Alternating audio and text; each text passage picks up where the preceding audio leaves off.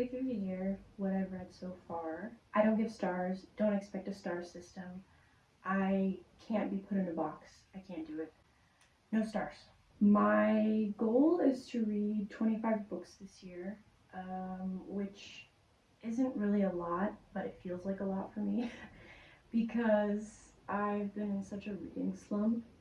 I've just been going very slow. It's been kind of hard for me to pick up a book and actually finish the book, but I have managed to stay on track so far. In January, I finished Slouching Toward Bethlehem by Joan Didion, which, okay, for me, it was kind of overhyped. I know it's Joan Didion, I know.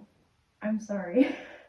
Of course, it's well written, obviously, but it just wasn't my favorite. And it also wasn't my favorite Joan Didion, so yeah, I liked it. It was essays. So it came in bite-sized pieces, which were manageable. It just wasn't as compelling to me as some of her other books. If you are interested in California in the 60s, then this is the book for you. Other than that, I personally didn't love it. Obviously, Joan Didion is a great writer. That's not the point. This is my personal opinion. In February, I read Unmasking Autism by Devin Price, and I really love this book. This is a fantastic book for people who are either on the spectrum or think they might be on the spectrum, or people who love someone who's on the spectrum. It's a really great book that talks a lot about unmasking, what that means, self-diagnosis, and finding community, and personal anecdotes from Devin as well.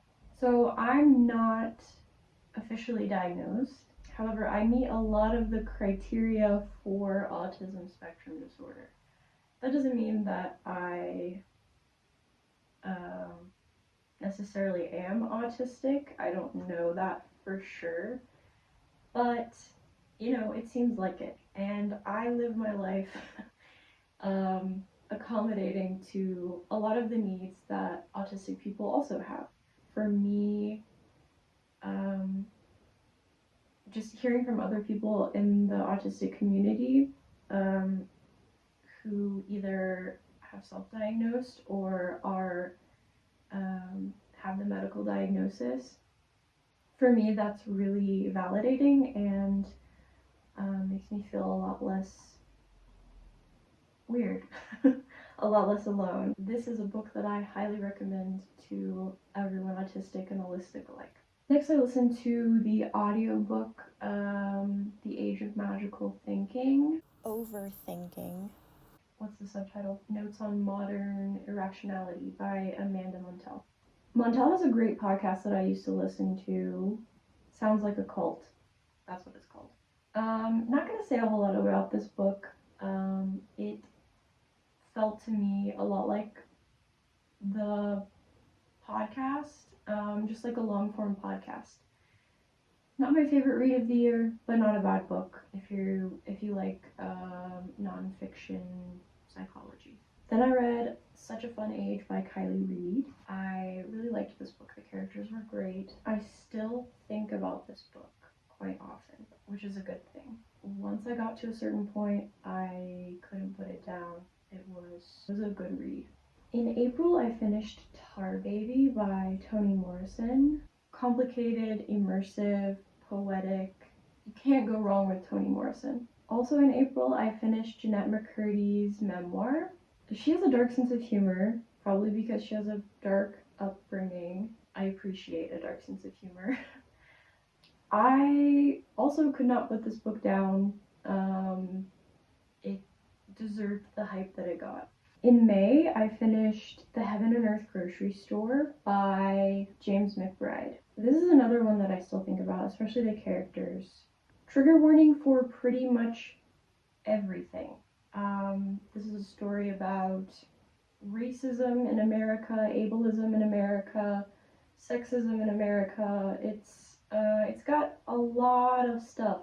A lot of dark stuff is happening in this book. but it's also funny, heartfelt, and I really enjoyed this book. I definitely shed a tear at the end, and I loved the epilogue. The epilogue was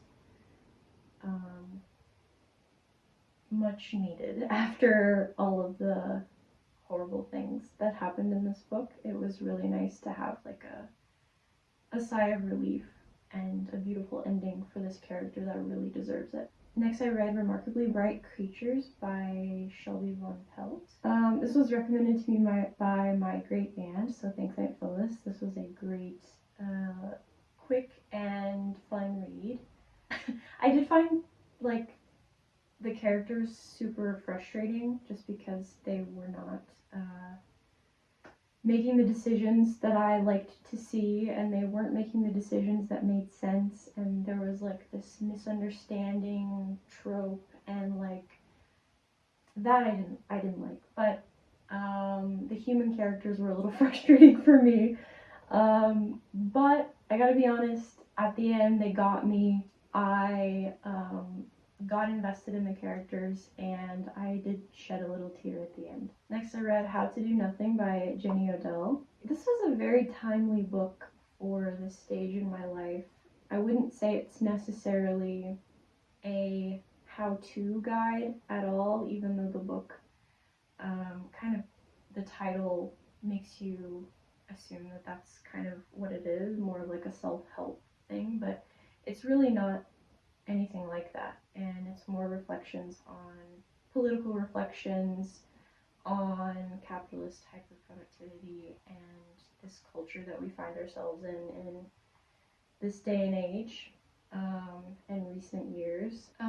It's anti-capitalist and political in the best way. I don't give it any stars because I don't do stars. I finished The Artist's Way by Julia Cameron, finally. And I have to say, I changed my mind about it. I have been a Julia Cameron apologist for a long time, and I have loved The Artist's Way for a long time. But now, as I'm getting older, I'm asking myself, do I love The Artist's Way, or do I love the idea of The Artist's Way? This time around, I didn't get much from the reflections or the tasks. They just felt like more stuff I had to do, and it became more stuff that I was procrastinating on instead of actually making my art. And I found that really funny because the whole thing is about getting over your artistic blocks and getting over these hurdles, and you have to list all the people that hurt you throughout your life. And I'm like, I've done that.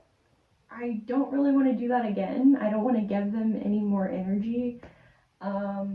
I don't want to give any more energy to the negative things that have impacted me and kept me from making my art. So I just want to like do it. How do I do it? And as someone who deals with executive dysfunction and procrastination and pathological demand avoidance, making myself go through the tasks just kind of triggered my pathological demand avoidance and made me, unfortunately, not do most of the tasks or the reading, I did the readings, but I struggled to do the tasks, and I struggled to consistently do my morning pages just because I am an inconsistent person.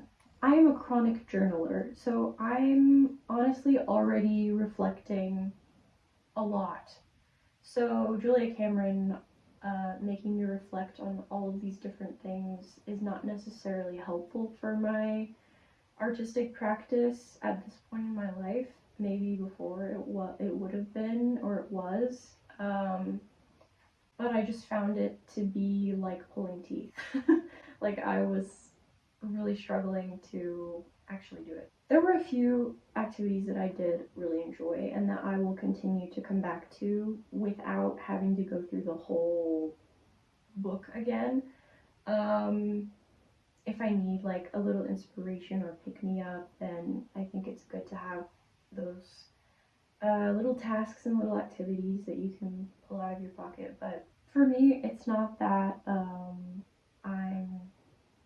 blocked or creatively stunted or anything. It's that I'm fatigued. I am trying to survive capitalism. So until Julia Cameron gains class consciousness, then I will have to put a pause on praising Julia Cameron. Sorry, I love ya. That's how I feel now. I cannot lie. Next I read The Kite Runner by Khaled Hosseini. Oh boy, this was a devastating book. Just honestly wrecked me.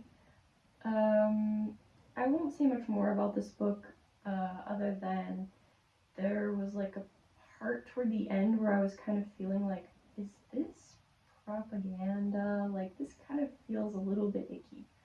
But I don't know, that was just my vibe that I got. It was very well written, I must say.